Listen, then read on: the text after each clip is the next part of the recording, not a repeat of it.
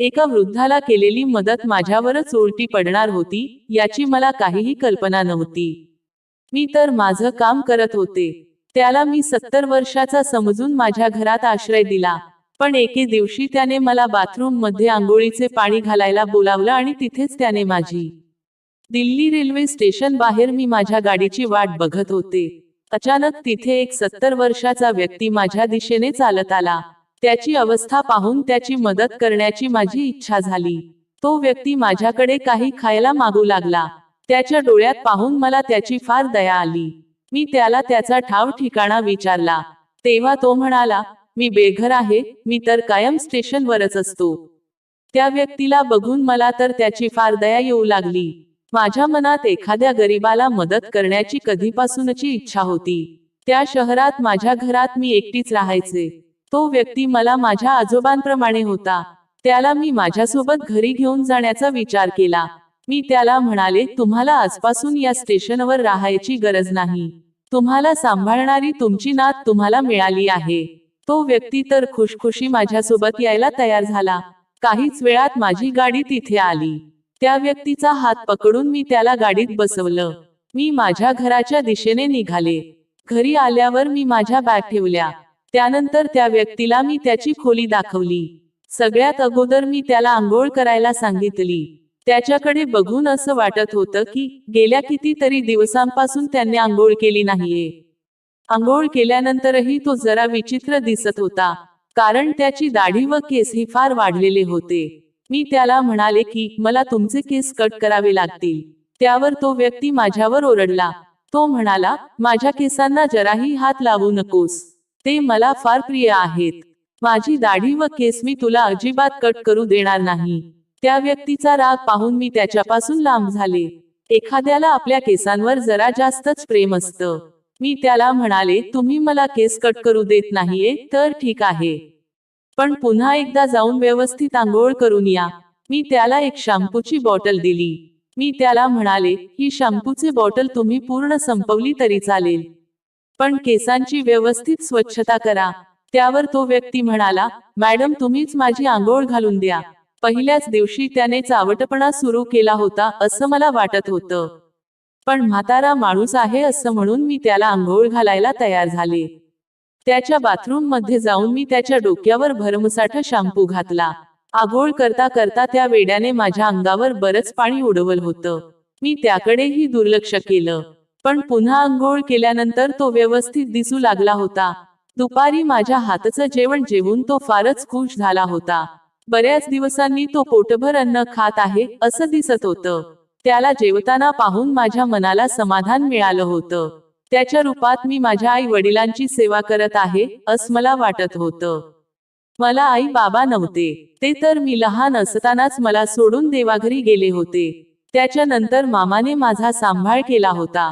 माझ्यामुळे मामा त्याच्या मुलींमध्ये व माझ्यामध्ये भेदभाव करतो असे मामीने आरोप लावले होते, आणि तेव्हापासून मी मामाचं घर सोडलं। ते आज 6 महिने झाले मी मामाकडे गेली नाहीये। मी माझी स्वतःची नोकरी शोधून स्वतःचा उदरनिर्वाह करत आहे। देवाकृपेने नोकरीही मला 50,000 रुपये पगाराची मिळाली होती। लहानपणापासूनच गोरगरिबांची मदत करायची माझी फार इच्छा होती। आता तर माझ्याकडे सोशल वर्करच लायसन्सही होतं। माझी सोशल वर्किंग आता सुरू झाली होती। ज्या आजोबांना मी घरी घेऊन आले होते त्यांचं नाव तर फारच रॉयल होतं। बघता बघता आजोबा आता माझ्यासोबत राहू लागले होते। घरात माझ्या सोबत एक 15 वर्षाचा मुलगाही राहायचा। त्याचं नाव राजू होत। तो माझ्या घरात घर काम करायचा। असंच एकदा संध्याकाळच्या वेळी मी किचनमध्ये स्वयंपाक बनवत होते। राजू आज लवकर त्याच्या घरी गेला होता। आजोबा त्यांच्या खोलीत बसून होते। त्यांच्या खोलीत मी काही दिवसांपूर्वीच टीव्ही लावून दिला होता। अचानक ते माझ्याकडे किचन मध्ये आले। ते मला म्हणाले की दिवसभर मी घरात टीव्हीच बघत असतो, सारखा टीव्ही बघून मी फार कंटाळलोय। तुझ्या कामात मी तुला काहीतरी मदत करू इच्छितो। आजोबांशी बोलत असताना चॉपिंग वर मी कांदा चिरत होते। अचानक कांदा बाजूला होऊन ती सुरी माझ्या बोटावरून फिरली। तेव्हा तर मी जोरात ओरडले, कारण मला सुरी फार जोराने लागली होती। त्यावेळी आजोबांनी किचनमध्ये मसाल्याचा डबा शोधून माझ्या हातावर हळद लावली। मला लागल असल्यामुळे मला बाकी काम करायला जमत नव्हतं. त्या रात्री आजोबांनी स्वयंपाक बनवला होता. त्यांच्या हातच जेवण खूप चविष्ट झालं होतं. त्यांनी फक्त स्वयंपाक बनवला नव्हता तर रात्रीची सगळी भांडीही त्यांनी स्वच्छ केली होती. असंच दुसऱ्या दिवशी ऑफिसला जाण्यापूर्वी मी माझं आवरत होते. आंघोळ करून मी माझ्या खोलीत आले. माझ्या खोलीत येऊन जेव्हा मी ड्रेस घातला तेव्हा मला त्याची चैन लावायला जमत नव्हतं. अचानक तिथे आजोबा कसे काय आले मला काही समजलं नाही. ते मला म्हणाले, मी तुझी मदत करून देतो. त्यांनी मला माझ्या ड्रेसची चैन लावून दिली. त्यानंतर मी आजोबांसोबतच माझ्या खोलीतून बाहेर आले. बाहेर येताच समोर मला माझा मामा दिसला. मामा एवढ्या सकाळी सकाळी घरी आला होता. मामाला पाहून मी त्याला त्याचं येण्याचं कारण विचारलं. तेव्हा तो म्हणाला, बऱ्याच महिन्यापासून तुझी भेट झाली नाहीये. मला तुझी फार आठवण येत होती. मामा आल्यापासून आजोबांकडे एकसारखा बघत होता. मी ऑफिसला निघाले तेव्हा मामाही माझ्यासोबत बाहेर निघाला होता. वाटेत तो मला म्हणाला की, घरी तुझ्या म्हाताऱ्याला आणून ठेवलं आहेस. तो तुझ्यासाठी काही दिवसांनी ताप होईल. अजूनही वेळ गेली नाहीये. त्याला तू आजोबांच्या चेहऱ्यावर काहीतरी खोट दिसली. तो तर आजोबांवर नको तो शक घेऊन बसला होता. पण मी मामाचं एकही ऐकलं नाही. आजोबांना घरी येऊन आता 1 आठवडा झाला होता. पण त्यांच्याबद्दल मला असं काहीही जाणवलं नव्हतं. पण हळूहळू मामा जे बोलला होता, ते सगळं खरं ठरणार होतं, याची मला कल्पना नव्हती. एके दिवशी संध्याकाळी जेव्हा मी ऑफिसमधून घरी गेले, तेव्हा मी पाहिलं माझ्या बाथरूमच्या नळाला पाणी येत नव्हतं. मला तर अंघोळ करायची फार गरज होती. कारण तो महिना उन्हाळ्याचा होता. संध्याकाळी घरी येताना मी तर पूर्ण घामाघूम झाले होते. घरी येताच रोज मी आंघोळ करायचे. त्यावेळी माझ्या बाथरूममध्ये पाणी येत नव्हतं. पण आजोबांच्या खोलीतील बाथरूममध्ये पाणी येत होतं. त्यामुळे मी त्यांच्या खोलीत आंघोळीसाठी गेले. जेव्हा मी आंघोळ करून बाथरूम मधून बाहेर आले, तेव्हा तर आजोबा त्यांच्या खोलीत बेडवरच बसून होते. मी तर त्यांना दूध आणण्यासाठी बाहेर दुकानात पाठवलं होतं. पण ते तिथे न जाता त्यांच्या खोलीतच का बसून होते. त्यांना पाहून मी पुन्हा बाथरूम मध्ये गेले. कारण मी फक्त रुमाल गुंडाळून होते. माझ्या खोलीतून माझे कपडेही आणायचं मी विसरले होते. त्यावेळी नाईलाजाने मला आजोबांना माझे कपडे आणायला पाठवावं लागलं. आजोबा मला बाथरूम मध्ये कपडे द्यायला आले. तेव्हा ते जरा विचित्र वागत होते. कुठे काय मस्करी करायची हे सुद्धा त्यांना कळत नव्हतं. ते बाथरूमच्या बाहेरून माझ्याशी अशी मस्करी करत होते जशी की मी त्यांची बायको आहे. त्यांच्या हातातील कपडे ते पटकन मला देतही नव्हते. मला तर त्यांचा फारच राग आला होता. बाथरूम मधून मी कपडे चेंज करून जेव्हा बाहेर आले तेव्हा मी आजोबांवर ओरडले. मी त्यांना म्हणाले की तुमचं हे काय चाललंय? अशी कोणी मस्करी करतो का? मी त्यांना बोलू लागले तेव्हा त्यांच्या डोळ्यात अश्रू होते. त्यांच्या डोळ्यात अश्रू पाहून मला त्यांची दया आली. त्यांच्या जवळ जाऊन मी त्यांचे अश्रू पुसले. तेव्हा तर आजोबांनी अचानक मला मिठी मारली. ते म्हणाले, भाविका तू माझ्याशी प्रेमात बोलतेस तेव्हाच गोड दिसतेस. मला असं रागवत जाऊ नकोस. मला रागवलेलं अजिबात आवडत नाही. आजोबांना मी वयस्कर समजले होते. पण जेव्हा ते मला मिठी मारत होते तेव्हा तर त्यांचं वेगळंच काही सुरू होतं. ते सारखे माझ्या पाठीवरून त्यांचा हात फिरवत होते. आजोबा बघायला गेलं तर एवढे म्हातारेही नव्हते. काठी धरून चालव एवढं त्यांचं वय अजून झालं नव्हतं. आजोबा आता ते स्टेशनवरील आजोबा राहिले नव्हते. त्यांच्यात मला फार बदल दिसत होता. मी त्यांना त्यांची सेवा करण्यासाठी घरी घेऊन आले होते. पण इथे तर सगळं उलट झालं होतं. आजोबा माझी सेवा करू लागले होते. सकाळी मी ऑफिसला निघायचे तेव्हा ते मला माझ्या टिफिन पासून गाडीच्या चावीपर्यंत सगळं काही हातात आणून द्यायचे. असंच एकदा रात्री मी ऑफिसमधून थोड उशिरा घरी आले. जेव्हा मी घरी आले तेव्हा मी पाहिलं आजोबा माझ्या खोलीत माझ्या कपाटाजवळ माझे कपडे हातात घेऊन काहीतरी करत होते. त्यांना तस करताना पाहून मी तर फार रागावले होते. मी आजोबांना म्हणाले, तुम्ही हे काय करत आहात? त्यावेळी मला आजोबांच्या नजरेत खोट दिसून आली. इथून पुढे मी त्यांना माझ्या घरात ठेवू शकत नव्हते. कारण मी ही तरुण मुलगी होते. आजोबांना मी घरातून बाहेर काढल. पण सकाळपर्यंत पुन्हा ते माझ्या घराच्या दरवाजात होते. आजोबा सोबत पोलिसांनाही घेऊन आले होते. पोलीस मला म्हणाले की तुमचे आजोबा रात्रीपासून रस्त्यावर भटकत होते. त्यांची विचारपूस केली तेव्हा त्यांनी हा पत्ता सांगितला.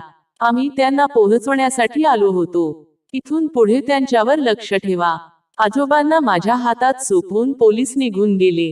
आजोबांनी घरात येताच माझी माफी मागितली. मी त्यांना आता परत कुठे पाठवू शकत नव्हते, कारण ही गोष्ट पोलीस स्टेशन पर्यंत पोहोचली होती. आज सकाळपासून राजू कामावर आला नव्हता. त्याला मी फोन लावला तर तो फोनही उचलत नव्हता. मी राजूला फोन लावत असताना आजोबा माझ्याकडे बघत होते. ते मला म्हणाले की राजू आता येणार नाही असं मला वाटतंय. आजोबा असे का बोलले होते, मला काही समजलं नव्हतं. त्यांनी तर राजूला पळवून लावलं नव्हतं ना. मला तर आता आजोबांवर विश्वास ठेवावा अशी इच्छाच होत नव्हती. त्या दिवशी मी ऑफिसला गेले नव्हते. जेव्हा मी दुसऱ्या दिवशी ऑफिसला गेले तेव्हा मला समजलं की माझ्या जागेवर कोणा दुसऱ्या व्यक्तीला नमूद केलं आहे. थोडक्यात मला माझ्या ऑफिसमधून काढण्यात आलं होतं, आणि त्याचं कारण होतं की वेळेवर मी माझे काम पूर्ण करू शकले नव्हते. जॉब परत मिळवण्यासाठी मी फार प्रयत्न केले, पण काही उपयोग झाला नाही. त्या दिवशी मी तोंड उतरवून घरी आले होते. आजोबांशी मला काहीही बोलायचं नव्हतं, पण त्या दिवशी मी त्यांच्याशी माझ्या मनातील सगळं काही बोलून गेले. त्यावेळी आजोबांनी मला एक कार्ड दिलं. ते म्हणाले, स्टेशनवर असताना एका सुटाबुटातील व्यक्तीने मला हे कार्ड दिलं होतं. आज मला ते तुला द्यावंसं वाटतंय. त्यावर काय लिहिलंय ते तर मला माहित नाही, पण बहुतेक ते तुझ्या कामी येऊ शकत. आजोबांनी मला जे कार्ड दिलं होतं ते एका मोठ्या कंपनीच होतं. तिथे मी इंटरव्ह्यू द्यायचं ठरवलं. दुसऱ्या दिवशी मी इंटरव्ह्यू देण्यासाठी गेले. सकाळी घरून निघताना आजोबांनी मला दही साखर खाऊ घातली होती. ते आशीर्वाद मला मिळाले होते. ज्या कंपनीत मी इंटरव्ह्यूसाठी आले होते तिथे माझं सिलेक्शन झालं होतं. आजोबा माझ्यासाठी फार नक्की ठरले होते. आज घरी येताना मी खव्याचे गुलाबजाम घेऊन आले होते. येताच मी माझ्या हाताने आजोबांना गुलाबजाम भरवला. मी त्यांना म्हणाले, तुम्ही माझी सगळ्यात मोठी समस्या दूर केली आहे. काही दिवसांपूर्वी मी तुमच्याशी जे काही वागले त्याच्यासाठी मी तुमची माफी मागते. पण आज तुमच्यामुळे माझे करिअर बुडता बुडता राहिलंय. मला पुन्हा जॉब मिळाला. त्या दिवशी रात्री आजोबांशी गप्पागोष्टी करता करता मी झोपी गेले. सकाळी उठले तर आजोबाही मला माझ्याच खोलीत दिसले. बहुतेक रात्री त्यांचाही डोळा लागला असेल. आजोबांमध्ये आता बराच बदल झाला होता. ते टीव्ही मध्ये बघून रोज व्यायाम करू लागले होते. स्वतःला ते तरुण बनवण्याच्या मार्गावर होते. असंच रविवारच्या दिवशी मला सुट्टी होती. त्या दिवशी सकाळी आजोबा माझ्यासमोरच व्यायाम करत होते. मी त्यांना म्हणाले, हा गळा अट्टाहास तुम्ही कशासाठी करत आहात? त्यावेळी ते म्हणाले, माझं वय 70 वर्ष असेल तरी मी अजून म्हातारा नाहीये. मला तर फार तरुण दिसायचंय. माझी लग्न करण्याची इच्छा आहे. आजोबांच्या बोलण्यावर मी हसले होते. मी हसत असताना आजोबा माझ्या जवळ येऊन बसले. ते मला म्हणाले, भाविका तू अजूनपर्यंत लग्न का केलं नाहीस? त्यांनी लग्नाचा विषय काढताच मी तोंड मुरडलं होतं, कारण लग्न करण्यात मला अजिबात इंटरेस्ट नव्हता. मी आजोबांना म्हणाले, मला आजकालच्या मुलांवर अजिबात विश्वास नाहीये आणि त्यामुळे मला लग्नामध्येही इंटरेस्ट नाहीये. त्यावेळी ते मला म्हणाले, तुला आजकालच्या मुलांवर विश्वास नसेल तर माझ्यावर तू विश्वास ठेवू शकतेस. तू माझ्याशी लग्न कर. मला तू अजिबात 70 वर्षांचा समजू नकोस. जे 25 वर्षांचा तरुण मुलगा करू शकत नाही ते मी करू शकतो. आजोबांची ती सगळी मी मस्करी समजले होते, पण हळूहळू त्यांच्यातील बदल मला दिसू लागला. असंच एकदा रात्री 12 वाजता मी आजोबांना माझ्या खोलीत येताना पाहिलं. ते माझ्या खोलीत येताच मी माझ्या खोलीचा लाईट सुरू केला. मला जागी पाहून ते दचकले होते. मी त्यांना माझ्या खोलीत येण्याचं कारण विचारलं. तेव्हा ते म्हणाले की चुकून मी तुझ्या खोलीत शिरलो. असं बोलून ते तिथून निघून गेले. काही दिवसांनंतर आजोबा आंघोळीच्या बाथरूम मध्ये पडले. त्यांना तेव्हा कमरेवर चांगलाच मार लागला होता. मी त्यांच्या कबरेवर आयोडेक्स लावून देत होते. आजोबा त्यांचं दुखणं थोड विसरावे म्हणून मी त्यांच्याशी गप्पा मारत होते.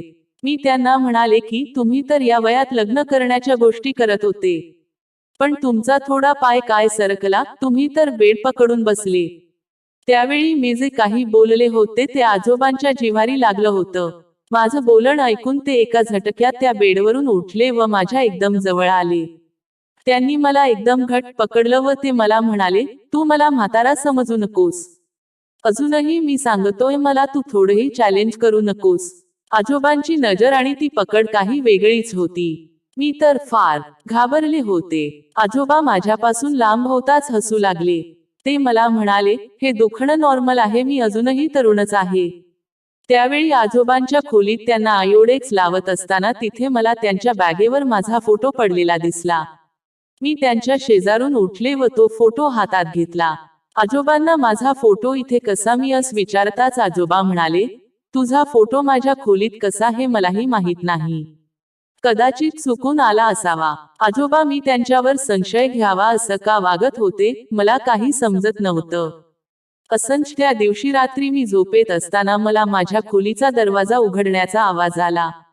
मी बारीक नजरेने दरवाजावर पाहिलं तर तिथे आजोबा होते. ते आजही माझ्या खोलीत डोकावले होते. पुढचे 2-3 दिवस सलग मी आजोबांचं असंच वागणं पाहिलं.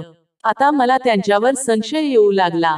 त्यामुळे पुन्हा ते मध्यरात्री जेव्हा माझ्या खोलीत येतील तेव्हा मी त्यांच्यावर लक्ष ठेवायचं ठरवलं. पुन्हा काही दिवसांनी रात्रीचे ते माझ्या खोलीत आले. माझ्या खोलीत नजर टाकून ते खोली बाहेर गेले. तेव्हा मीही त्यांच्या मागे गेले. ते त्यांच्या खोलीत न जाता घराबाहेर गेले होते. काही अंतरावर चालत जात ते एका गाडीजवळ थांबले.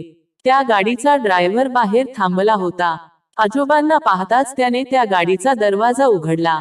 आजोबा त्या गाडीत बसले. गाडीत बसून ते कुठे निघाले होते हे मलाही बघायचं होतं. त्यामुळे मी त्यांचा पाठलाग करू लागले. आजोबा ज्या गाडीत बसले होते ती गाडी पुढे एका ठिकाणी येऊन थांबली. आजोबांची गाडी जिथे थांबली होती तिथे बरेच गोरगरीब रस्त्यावर झोपून होते. आजोबा गाडीतून जेव्हा उतरले तेव्हा तर ते अगदी सामान्य कपड्यातच होते. तिथे भिकाऱ्यांच्या अंगावर ते चादर घालत होते. ते तिथून निघताच त्यांची नजर माझ्यावर पडली. मला पाहून ते गडबडले होते. मी त्यांच्या जवळ गेले व त्यांना जाब विचारला. मी म्हणाले की आजोबा हे सगळं काय आहे? रोज रात्री तुम्ही माझ्या खोलीत डोकावता आणि तुम्ही तर एक गरीब व्यक्ती आहात. मग ही गाडी आणि गरिबांना अशी मदत हे सगळं काय आहे? तुम्ही नेमके आहात तरी कोण? आणि माझ्यासोबत तुम्ही माझ्या घरी कुठल्या उद्देशाने राहायला आला आहात? ते म्हणाले की भाविका तुझ्या सगळ्या प्रश्नांची उत्तरं मी तुला द्यायला तयार आहे. ते म्हणाले मी गरीब नाहीये. मी तर एका मोठ्या कंपनीचा मालक आहे. ज्या दिवशी आपली भेट झाली त्या दिवशी सहजच गरीबाच नाटक करून माझं फोटो काढण्यासाठी मी स्टेशनवर बसलो होतो. पण ज्यावेळी तुझी माझ्यावर नजर पडली नेमकं त्यावेळीच फोटोग्राफर पाणी पिण्यासाठी गेला होता. थोडीशी ऍक्टिंग करण्यासाठी मी मदत मागायला तुझ्या जवळ आलो होतो. पण तू तर मला तुझ्या घरात आश्रय द्यायला तयार झालीस. तुझ्यासारख्या मुलीची भेट फार कमी वेळा होते. तुझ्यात मला माणुसकी दिसून आली. माझा मुलगा तुझ्याप्रमाणेच आहे. त्याला आजकालच्या मुलींवर विश्वास नाहीये ना त्याला लग्नावर विश्वास आहे. तुमची जोडी अगदी परफेक्ट जमेल. मी कधीच तुला सत्यता सांगणार होतो पण माझी इच्छा होत नव्हती. एवढ्या दिवसांपासून मी तुला जाणून घेत होतो. तुझ्या घरातील नोकराला राजूलाही मी पळवून लावल. कारण त्या दिवशी त्याने तुझ्या कपाटातून काही पैसे चोरले होते आणि ते मी पाहिलं होतं. त्याच्याकडून घेतलेले पैसे मी तुझ्या कपाटात जसे होते तसे ठेवत होतो. पण त्याचवेळी तू घरी आलीस आणि तुझे कपडे माझ्या हातात पाहून तू काय वेगळं समजलीस. तुझ्याविषयी मी तुझ्या मामाकडे ही विचारपूस केली होती. पण तुझ्या मामाच्या घरून आम्हाला माहीत झालं की तू अगदी बिघडलेली मुलगी आहेस. तुझ्या आजूबाजूचे लोक कोणीही तुझ्याविषयी चांगला विचार करत नाही. पण तू एक चांगली मुलगी आहेस आणि हे मला कळून चुकलंय. तुझ्यासाठी मी माझ्या मुलाचं स्थळ आणलं आहे. माझ्या मुलाने तुला पसंत केलंय. आता फक्त पसंती तुझी आहे. त्यावेळी आजोबांनी त्यांच्या मुलाला फोन केला. तोही त्या ठिकाणी आला होता. तो मला पहिल्या नजरेतच आवडला होता. तो मला म्हणाला, माझ्या बाबांना असं काही ना काही अतरंगी करण्याची फार सवय आहे. पण यावेळी त्यांचं नाटकच काही रंगतदार होईल याची मला कल्पना नव्हती. त्यांच्या नाटकाचा मला फार फायदा झाला. कारण तुझ्यासारखी मुलगी त्यांच्या अतरंगीपणामुळेच आज मला मिळाली आहे. मी आजोबांच्या मुलाला लग्नासाठी होकार कळवला होता. आता मी ज्या कंपनीत नोकरीला होते आजोबा त्या कंपनीचे मालक होते. नकळतच माझं नशीब चमकल होतं. माझ्या आपल्या लोकांनीच माझ्या बाबतीत नको त्या अफवा पसरवल्या होत्या. ते ऐकून तर मला त्या लोकांचा तिरस्कार झाला होता. माझ्या मामाच्या घरून माझ्याविषयी असं काही बोललं जाईल याचा मी कधीही विचार केला नव्हता. पण शेवटी चांगल्याच चांगलंच होतं. कोणाला आपल्याबद्दल कितीही वाईट बोलू द्या, शेवटी आपल्या चांगल्या कर्माच फळ आपल्याला मिळतचं. त्यामुळे लोकांच्या बोलण्याकडे लक्ष न देता फक्त आपले चांगल कर्म करत राहायला हवं. तर मित्रांनो, आजची कथा कशी वाटली कमेंट बॉक्समध्ये नक्की कळवा. व्हिडिओ आवडला असेल तर लाईक करा, शेअर करा आणि चॅनलला सबस्क्राईब करायला मात्र विसरू नका. तर चला भेटूयात अशाच एखाद्या नवीन व्हिडिओमध्ये. तोपर्यंत धन्यवाद.